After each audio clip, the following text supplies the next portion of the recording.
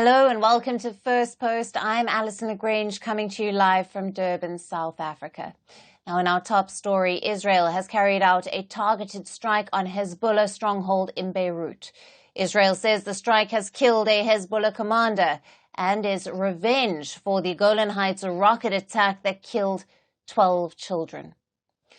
Now, for more on this, we have with us David Mencer, who is a spokesperson for the government of Israel. Welcome to First Post. Good to be with you. Thank you. Now, Israel has launched a strike on Hezbollah stronghold in Beirut. It says that the strike was in revenge for the recent Golan Heights attack that killed 12 children. Could you give us more details of this operation? Yes, of course. I would just slightly correct you there when you say revenge. This is an act of defense. You know, this country was created in 1948 in the same way as India, as a safe homeland for the Jewish people to get away from the years and decades and centuries long of anti-Semitism. This country was designed to be a safe haven for Jewish people. With Iran on our doorstep, constantly threatening to destroy this country, we have no other option but to defend ourselves against these terrorists. Now, just yesterday, I was in Migdal Shamsh, in the north of our country, where 12 young people, just 12 children, were playing football on a Saturday afternoon. A Hezbollah rocket was fired at them, and it blew them literally to pieces, We have an obligation to defend this country. That's what India would do. That's what any normal country would do. And that is precisely what we are doing. Now, Israel claims that a senior Hezbollah commander, Ford Shakar, has been eliminated in the strike. Now, he reportedly orchestrated the strike on the Golan Heights and was a strategic advisor to Nasrallah. But Hezbollah says that he escaped and is still alive. What is the latest that you can tell us about these contradicting claims? Well, let me share with you conclusively that he's been eliminated.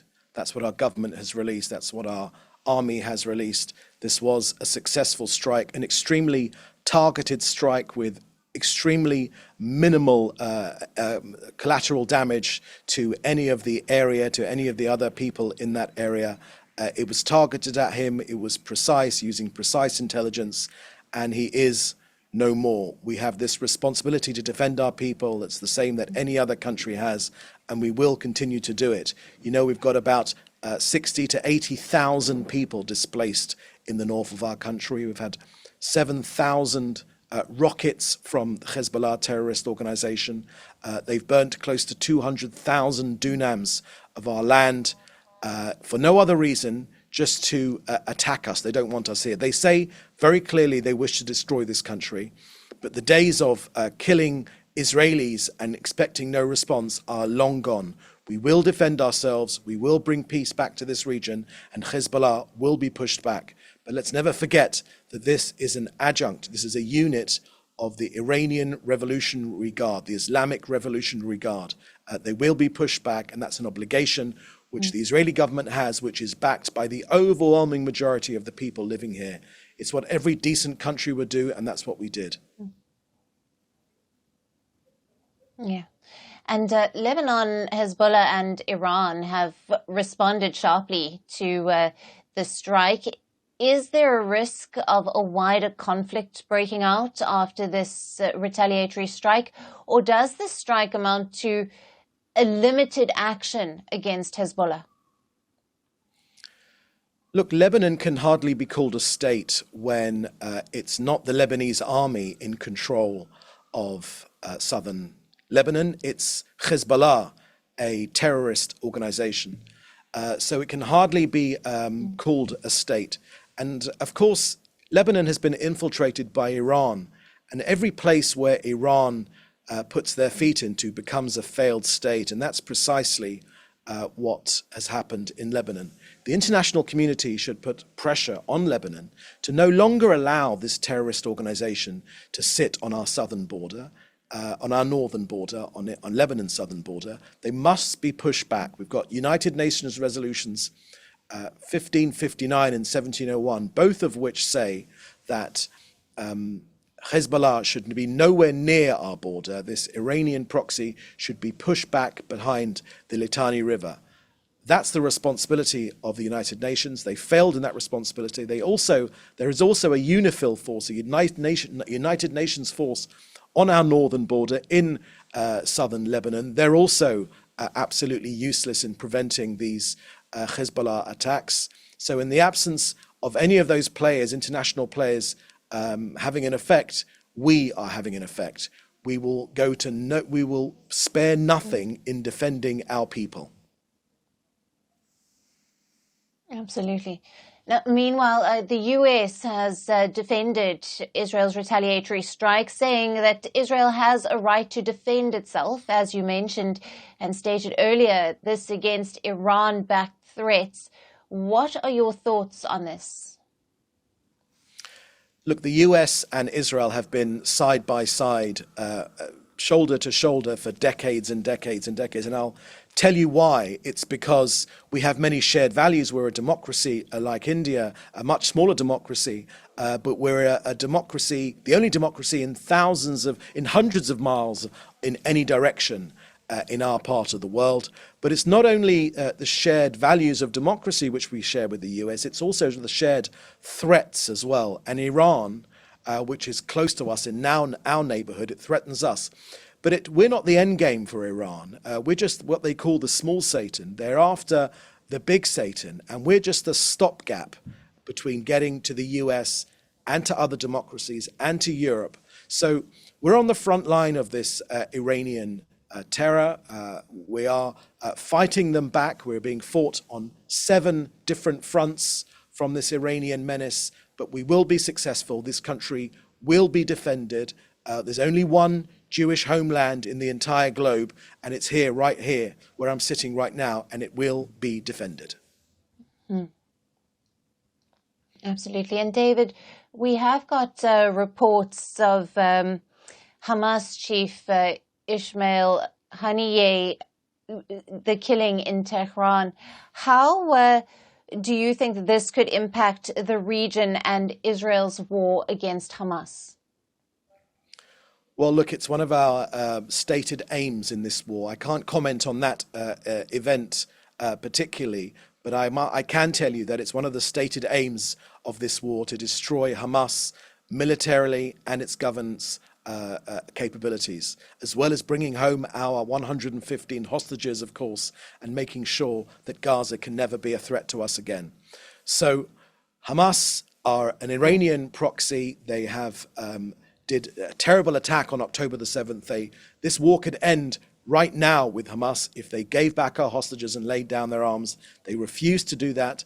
They keep walking away from negotiations. So Israel will have no other option but to continue to wipe out the Hamas leadership. We've already done that in Gaza, and will continue to do that. Any of Hamas's senior personnel are legitimate targets. They're terrorists for us, they're terrorists for the US, and they're terrorists for India as well. Right.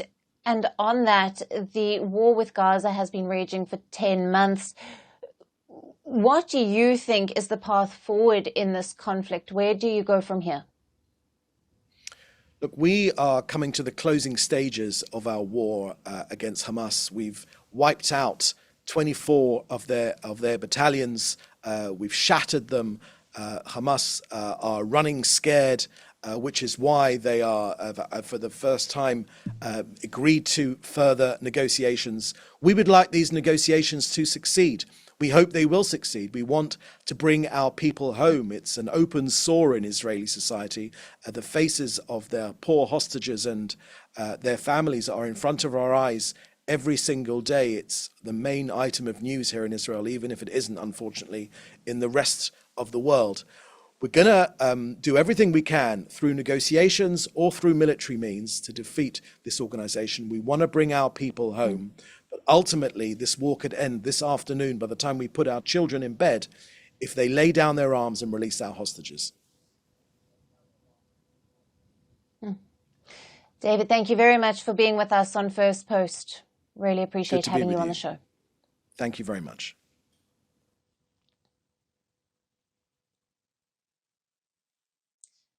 And with that, we have come to the end of this broadcast. Thank you for watching. Stay tuned to First Post.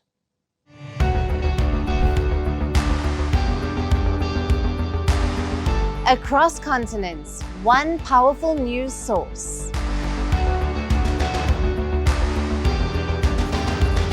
Bringing you diverse perspectives on the issues that matter.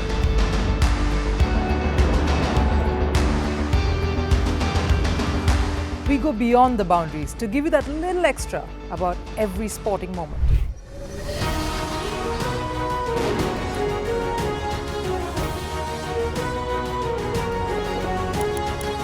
So thank you for making First Post 5 million strong. We're counting on your support, and you can trust us to bring you the news unfiltered and unvarnished.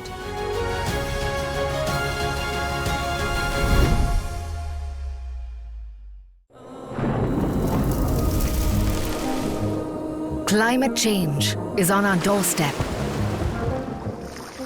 It's time for a revolution to take root. And it starts with 1.4 billion Indians.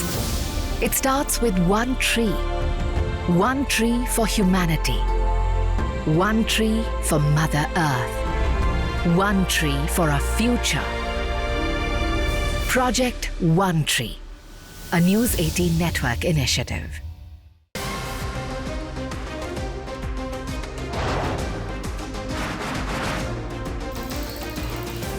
On this today, the T20 World Cup bandwagon has moved across to the West Indies. What can you expect from this? Hello, I'm Alyson, coming to you from Durban, South Africa. Today we have a special show. Start with a report on India's shifting nuclear posture. The first time since India officially became a nuclear power. Hello and welcome to First Post America. I'm Aaron Ham, coming to you live from the nation's capital, Washington, D.C.